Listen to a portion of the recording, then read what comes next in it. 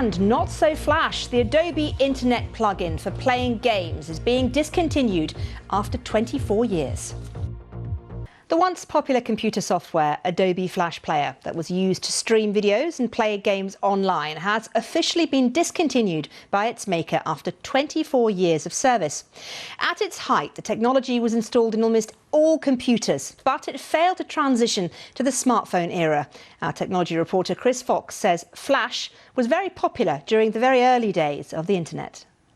It was certainly something I used to look at when I was at school. There were these, there's a website called Newgrounds, which is actually still going, but it was like the YouTube of Flash. And there were all these surreal, strange cartoons. There was one called Salad Fingers, which was a gangly green man with long green fingers, kind of the weird kind of comedy that was all around at the beginning of the internet. But the transition to mobile was something it really struggled with. At the time, they were focusing on something called Flash Lite, which was a lighter version of it that could be used on feature phones, back on when we were all using things like Nokias.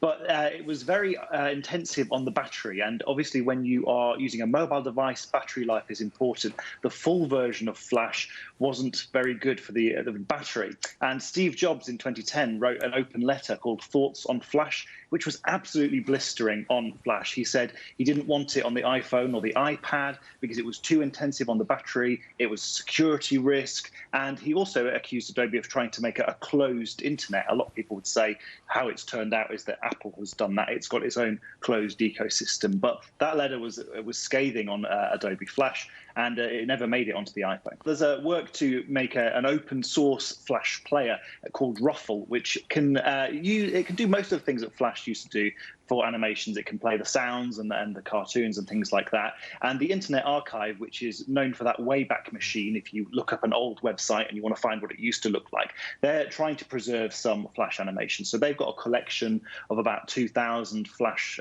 animations, famous ones that went viral back in the early days of the internet. So there is a project to kind of still be able to play these animations. But a lot of things will be lost in this, which a lot of people think is a shame.